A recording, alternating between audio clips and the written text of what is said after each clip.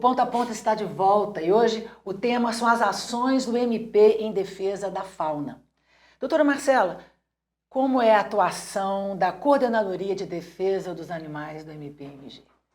Cris, a Coordenadoria Estadual de Defesa dos Animais é uma iniciativa inédita no cenário do Ministério Público Nacional. Foi a primeira coordenadoria especializada voltada aos animais do Ministério Público. Se iniciou como um grupo no ano de 2011 e se tornou uma coordenadoria em 2017. E a sua atuação é num sentido de prestar apoio aos promotores de justiça, curadores do meio ambiente, para que a gente consiga ter uma atuação uniforme, efetiva, porque a coordenadoria conta com um pessoal especializado e técnico para nos ajudar. Por exemplo, há um médico veterinário que nos ajuda, que elabora laudos, existe o corpo jurídico que nos ajuda na elaboração de termos de acordo, de minutas, de ações. Então, existe todo esse apoio que é prestado aos promotores de justiça pela coordenadoria, que hoje é coordenada, hoje sempre foi, na verdade, coordenada pela doutora Luciana Imaculada. Qual que é a maior demanda? A maior demanda hoje, eu vejo, como o maior projeto da coordenadoria, o Prodevida, que é o Programa Regional de Defesa à Vida Animal. É um termo de compromisso positivo, esse que foi assinado lá em Bocaiúva, até mesmo pelo colega que me antecedeu lá. Esse programa, ele prevê essas medidas de controle populacional, de educação, de imunização dos animais e já abrange mais de 200 municípios aqui em Minas Gerais. Então, é um programa de bastante sucesso da coordenadoria. Nesse caso lá em Bocaiúva, a coordenadoria também teve uma ação importante, né? Sim, eu sempre atuo em conjunto com a coordenadoria, a ajuda deles é essencial.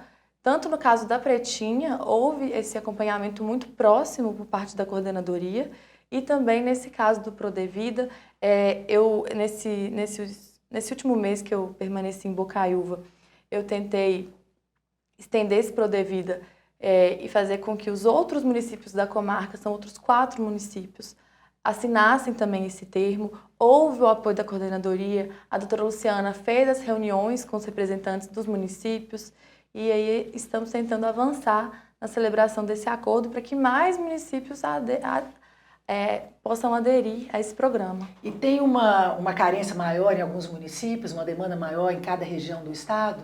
A senhora percebe isso? Percebo. Por exemplo, lá em Bocaiúva mesmo, ainda não há em nenhum dos municípios, nenhuma política pública, ainda não há um centro de acolhimento. Eu percebo sim, mas assim, eu não posso dizer em relação ainda a outros municípios que eu não conheço a realidade, mas essa ação tem se estendendo cada vez mais e tem sido um sucesso. Doutor Lasmar, quais são as consequências de um município que não tem um olhar voltado para os animais de rua? Então, Cris, só para complementar o que a doutora falou, Minas Gerais é referência no Brasil e eu posso quase te dizer que no mundo em termos de legislação animal. As promotorias, a SEDA, a doutora Luciana, os promotores de justiça estão aqui na vanguarda no mundo em termos de legislação. A gente está muito bem servido e a gente está muito grato ao trabalho deles aqui. As consequências são várias. Existe uma consequência prática, mesmo aquelas pessoas que não gostam tanto dos animais, não têm tanta afinidade, querem que isso aconteça. Por quê? Você é um motoqueiro, você não quer cair atropelando um animal de rua.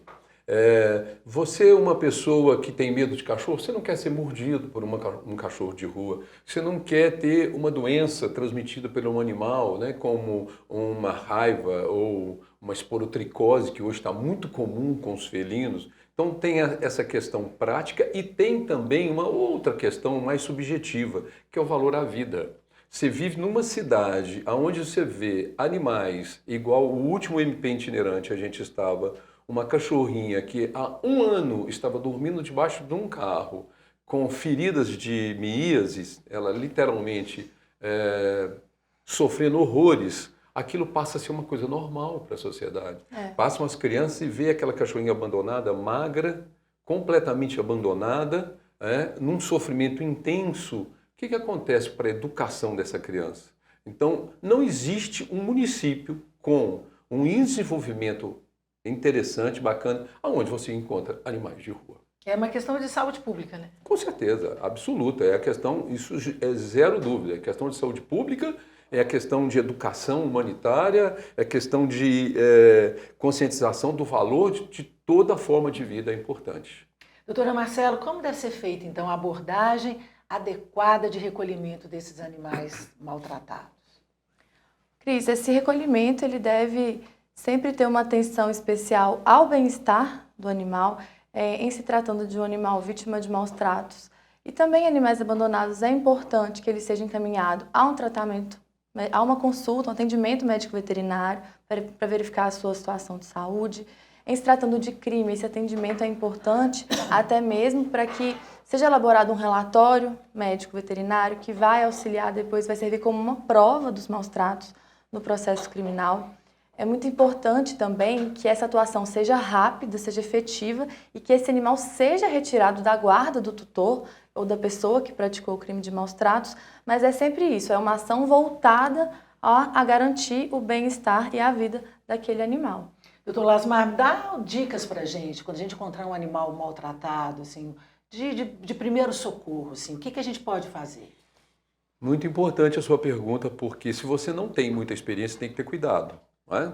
Você está cheio de boas intenções, de amor, de compaixão, você viu um animal abandonado da rua, se você não tem experiência, tenha cuidado a abordar esse animal, porque ele pode estar sentindo dor e sem querer te agredir. Então, hoje a gente não tem centros públicos de acolhimento. Então você vai ter que pegar esse animal, encaminhar para uma clínica veterinária ou para um consultório veterinário, receber ali os primeiros socorros, a primeira ajuda e depois, com todas essas dificuldades que foram demonstradas aqui, levar ele para um lar temporário até conseguir uma adoção. Doutora Marcelo, como denunciar o crime de maus tratos aos animais? A denúncia, como todo crime, a gente deve comunicar à polícia militar. É importante que a pessoa que tome conhecimento dessa situação de maus tratos, ela comunique à polícia e forneça o maior número de provas possível, nome de testemunha, fotografias, vídeos, tudo isso vai facilitar o trabalho da polícia e também do Ministério Público. É possível também que essa denúncia seja feita diretamente ao Ministério Público, presencialmente, ou por meio da ouvidoria do Ministério Público, que também é uma forma de recebimento de representações.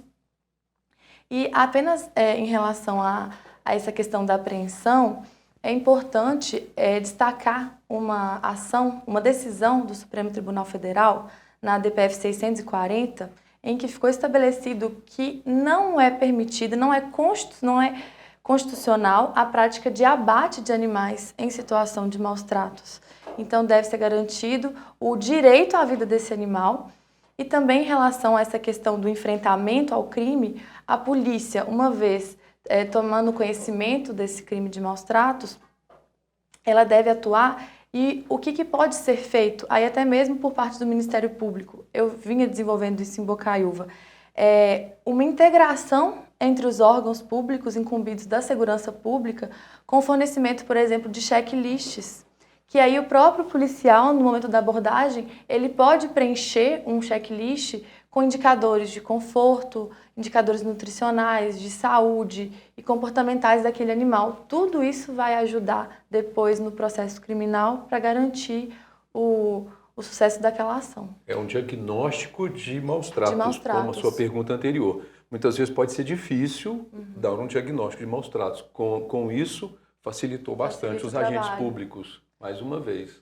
Agradeço as informações, agradeço a presença de vocês e agradeço também a sua companhia. A gente se vê em breve.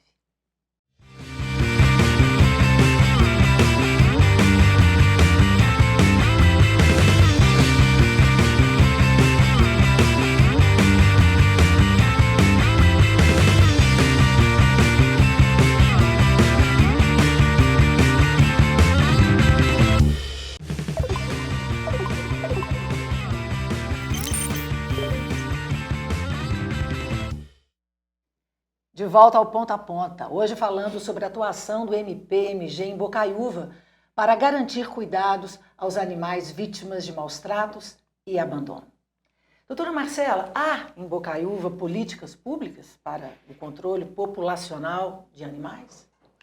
Então, Cris, foi celebrado um termo de compromisso positivo no ano de 2021, em que o município se obrigou perante o Ministério Público a adotar medidas de controle populacional, de castração e esterilização de 10% da população de cães e gatos ao ano, e também a promover outras medidas, como, por exemplo, o registro e a identificação dos animais, a vacinação para controle de doenças e também de promoção da educação ambiental.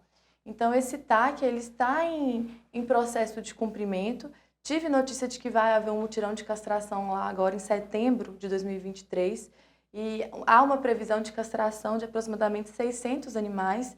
Então, é uma política pública que tem se iniciado e ainda está numa fase, né, inicial, mas o prognóstico é bom e eu acredito que essa medida vai fazer com que a um médio prazo a gente verifique uma situação melhor, porque atualmente existe muito animal em situação de rua.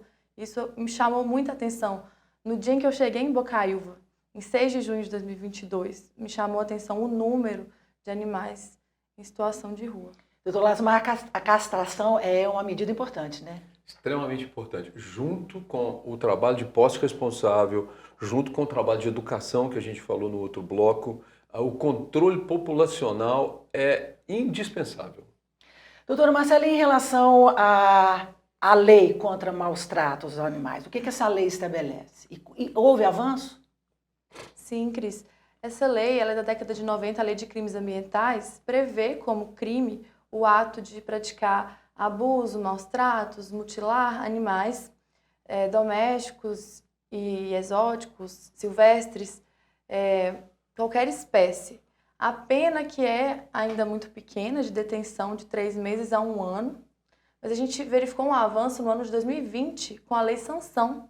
Essa lei decorreu de um caso de maus tratos praticados contra o animal Sansão aqui no estado de Minas Gerais. E em 2020, essa lei aumentou a pena do crime de maus tratos quando praticado contra cães e gatos. A pena nesses casos passou a ser de reclusão de 2 a 5 anos. Então, apesar da gente ver um especismo, porque essa lei prestigia apenas 2 espécies, cães e gatos, ainda assim é um avanço importante, porque essa pena mais elevada, ela impede a concessão de alguns benefícios, como, por exemplo, a transação penal, a suspensão condicional do processo. Então, a gente já vê um avanço nesse sentido na legislação. Qual foi o aumento aí dessa pena? Era quanto e passou para? Era de 3 meses a 1 ano, e aí no caso de cães e gatos passou a ser de 2 anos a 5 anos. Quais seriam outras medidas importantes que essa lei não estabelece? Vocês conseguem me dizer assim, o que poderia ter nessa lei que ainda não tem e que seria importante? Eu acho que a lei foi muito interessante porque agora ela é capaz de prender, né? Exatamente. A pessoa é presa. Exatamente. É crime, presa, então. É crime, não, de prisão, né? O promotor consegue... Já era crime, só que como a pena era baixa, se a pessoa era presa em flagrante, ela era presa em flagrante e assinasse um termo de comparecimento no juizado especial, ela já seria imediatamente solta. Agora não. E agora não. Mas aí o que eu vejo que poderia modificar é justamente estender essa pena mais alta às outras espécies, porque às outras espécies ainda se aplica essa pena menor. Doutor Lasmar, o senhor é parceiro do MP, né? Participa do MP itinerante, realizando atendimentos veterinários pelo Estado. É comum esse crime em Minas, esses maus tratos? Pela sua experiência viajando com o MP itinerante? Infelizmente, Cris, é muito comum o abandono, tanto dentro de casa, que é um abandono terrível, que é um abandono invisível, igual essa cachorrinha, ela estava abandonada dentro da casa, como também um abandono na rua, até impressionante de cidade para cidade. Cidades que pegam animais e abandonam em outra cidade. Como Chega assim? a ser esse absurdo. Para não ter os animais de rua na cidade deles, eles levam para outra cidade. Então, esse tipo de crime de abandono, tanto dentro de casa quanto fora de casa, é extremamente comum. Agora, por outro lado, a gente está muito feliz porque os promotores hoje estão tomando uma visão muito importante sobre isso. Tem muito promotor nessas instâncias, nessas comarcas, preocupado com a vida animal. A gente tem aqui a Coordenadoria Estadual de Defesa Animal com um trabalho maravilhoso e tem ajudado muito nisso, mas infelizmente ainda é muito comum. Quais são os animais mais maltratados? Eu diria que os dois animais mais maltratados é o cão e o cavalo. O cão é muito mais domesticado do que o gato, ele precisa muito mais da gente do que o gato. O gato ainda é capaz de procurar alimento por conta própria, o cão doméstico já não é mais. E o cavalo, pela forma de trabalho que é imposto a ele, né? Sem alimento, puxando peso excessivo, machucado, e esquece que é um animal extremamente sensível. Então, são os dois animais, os cães e os cavalos. As principais violências são essas, então, com os dois animais. A senhora percebeu, a senhora me comentou, estou assustada com o número de animais soltos e maltratados em Bocaiúva, né? Eram cachorros. Cachorros. São maioria cachorros, mas também cavalos. É comum a gente verificar lá em Bocaiúva mesmo, no norte de Minas em geral eu tenho percebido isso. Não conheço outras regiões do estado ainda, mas é comum uma prática das pessoas prenderem a pata dos cavalos com correntes, não é? A língua. Tem histórico aqui que o cavalo foi preso pela língua, com um fio na língua. Será que no interior a violência é maior que na capital? Quanto menos desenvolvida a sociedade, menor esclarecimento, menor a educação, maior a violência. Quanto mais desenvolvida a sociedade, isso caminha junto com a educação, menor a violência. Eu não sei se eu diria, em termos estatísticos, quanto que seria essa diferença, mas com certeza a educação anda junto com a qualidade de vida dos animais. Queria que você falasse um pouquinho da experiência no MP itinerante. A experiência é muito satisfatória, o Ministério Público está de parabéns, né? Nós, veterinários, nós, protetores de animais, temos uma satisfação muito grande de estar em Minas Gerais, particularmente, por causa da atuação do nosso Ministério Público. Agora, com essa ideia do MP itinerante, levar um veterinário é uma preocupação maior com a vida animal. A gente tem que entender que a valorização da vida é como um todo. Não tem jeito de eu valorizar a vida de uma criança, de uma pessoa, se eu não valorizo a vida de um ser indefeso igual ao animal. Um ganhador do Prêmio Nobel de 58 falou isso. Né? Quando a gente entender que a pessoa que valoriza um ser menor, um vegetal, um animal, ame a esse ser, ele não vai precisar de ser ensinado a amar o seu semelhante. Então, é isso que o MP itinerante está fazendo, é de uma valia, é de uma satisfação muito grande. A gente faz mais um breve intervalo. Na volta, vamos conhecer as ações da Coordenadoria de Defesa dos Animais do MPMG.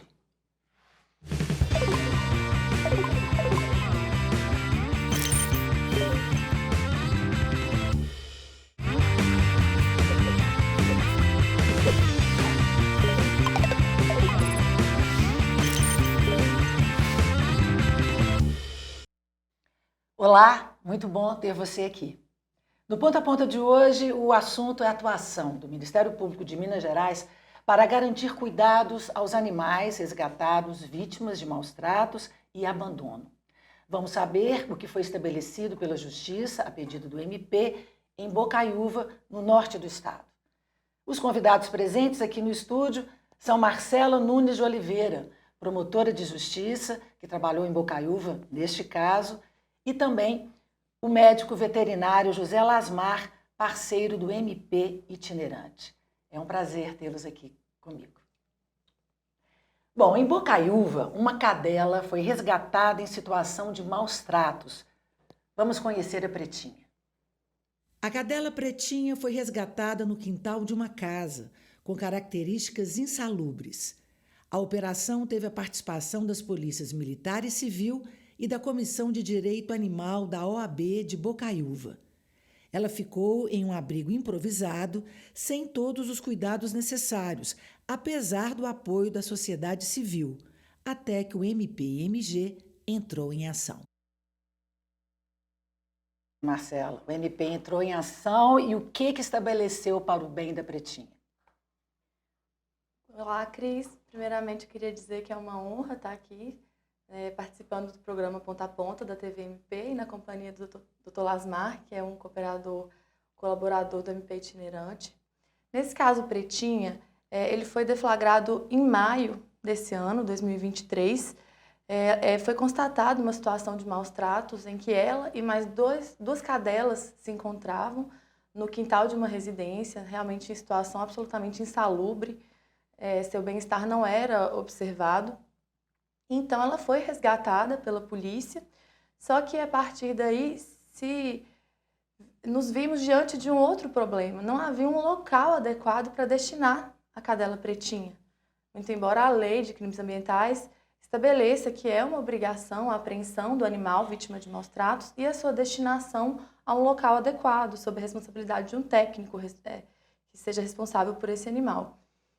Então, diante disso, eu me vi obrigada a atuar e de forma breve para garantir que a sua saúde fosse preservada. Então, eu entrei com uma ação judicial junto da coordenadoria, a doutora Luciana Imaculada e a doutora Anelisa Cardoso ajuizaram essa ação comigo, nós formulamos a petição inicial em conjunto e fizemos um pedido de tutela cautelar antecedente, que foi distribuído à primeira vara civil da comarca de Bocaiúva. O juiz do caso foi o Dr. Rodrigo Cunioche, e ele acolheu o pedido do Ministério Público e determinou que o município de Bocaiúva fosse obrigado a acolher a cadela Pretinha e a fornecer todos os cuidados médico-veterinários e outros cuidados necessários para garantir o seu bem-estar.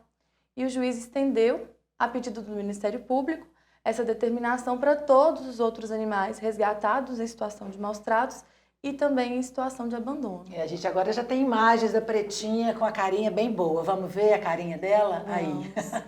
Ela está bem agora, né? Agora ela está bem, ela foi acolhida, ela está num lar temporário de uma família e lá ela tem contato com outros animais. Eu mesma já a visitei pessoalmente e posso dizer que ela tem sido bem cuidada e a prefeitura agora, por força dessa decisão, tem prestado os cuidados. Ela vai iniciar um tratamento de saúde agora, porque em razão da situação de maus tratos anterior, ela ainda se encontra com a saúde debilitada e o Ministério Público, então, continua acompanhando o caso de perto para garantir a recuperação de sua saúde e que ela viva com dignidade. Agora, o importante, eu acho, dessa decisão é que ela é extensiva a todos os animais resgatados vítimas de maus tratos.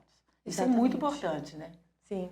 E agora basta a verificação de qualquer situação de maus tratos, que agora a Prefeitura precisa atuar, caso contrário, o Ministério Público vai entrar com cumprimento de sentença para cada caso. Mas sim, agora ela é extensiva e, em razão dela, a gente já vê o município de Bocaiúva se movimentando para a criação de um centro de acolhimento temporário de animais, porque desde a decisão o município já teve que recolher, no mínimo, que se tem notícias, 5 animais. Então, a demanda vai existir. Depois dessa atuação do Ministério Público, a demanda cresceu, as pessoas tomaram conhecimento de que algo vem sendo feito. Então, essa demanda tende a crescer. Então, o município já está se movimentando para tentar atender essa demanda. É um marco para o município essa decisão? É um marco, Cris, porque não vinha sendo desempenhada nenhuma política pública voltada ao bem-estar animal. Absolutamente nenhuma.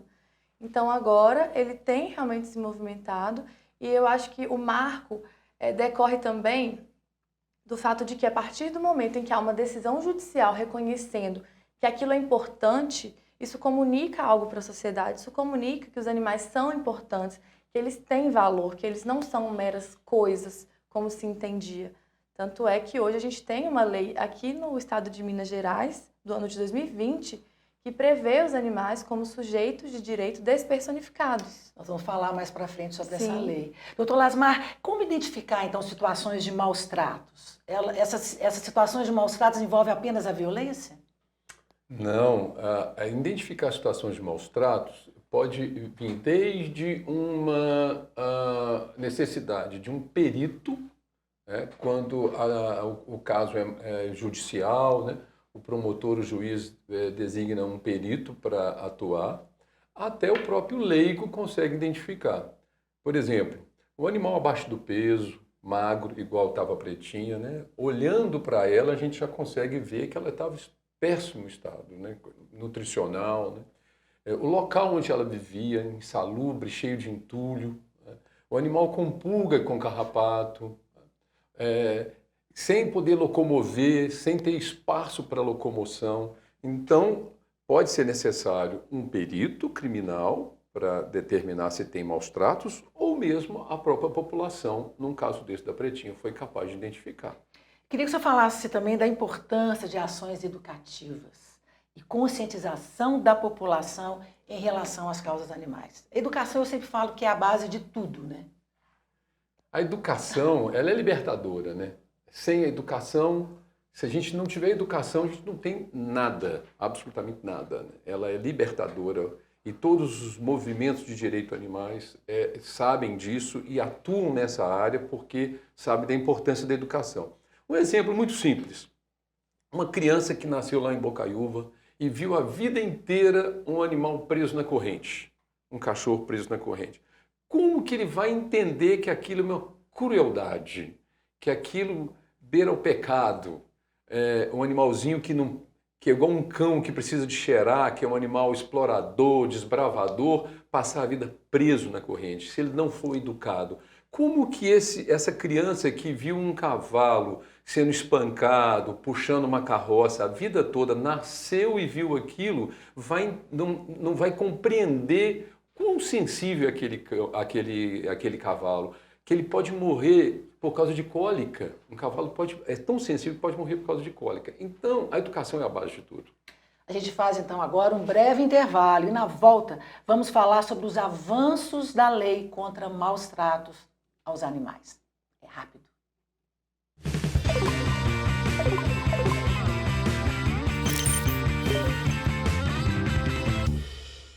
Foram meses de trabalho, planejamento e execução do projeto. Vem aí a TVMP, o canal de comunicação do Ministério Público de Minas Gerais, que chega para trazer informação de forma dinâmica e interativa. Instalada na sede da Procuradoria-Geral de Justiça, a TVMP foi toda estruturada para sediar debates sobre temas que são assuntos do momento e realizar programas que apresentam conteúdos, projetos e ações de destaque da instituição. A TVMP vem para inovar e ser um espaço de diálogo que aproxima a sociedade do Ministério Público. A programação da TVMP foi idealizada de acordo com a identidade da instituição e todo o conteúdo será veiculado pelo canal oficial do MPMG no YouTube, sem interrupção, 24 horas por dia, e poderá ser acessada de qualquer lugar e a todo tempo.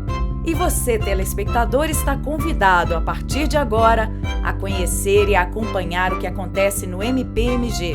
A TVMP inaugura um novo tempo de construção da história do Ministério Público de Minas Gerais. Se inscreva em nosso canal e fique por dentro da programação. Seja bem-vinda, seja bem-vindo à TVMP.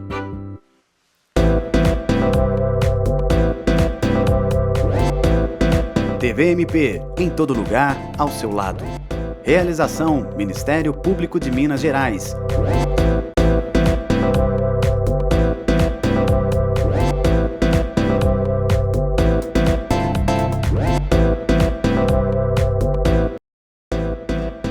TVMP, canal do Ministério Público de Minas Gerais.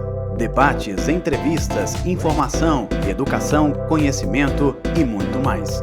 Um canal para tornar ainda mais transparentes as ações do Ministério Público de Minas Gerais. A TVMP vai interligar as cidades mineiras com inovação, interatividade, tecnologia e criatividade.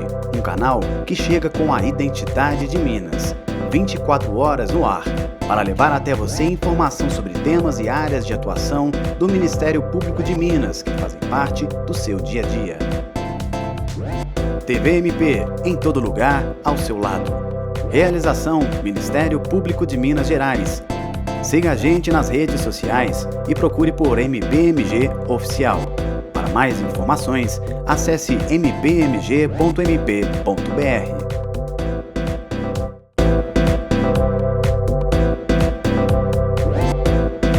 TVMP, em todo lugar, ao seu lado. Realização: Ministério Público de Minas Gerais.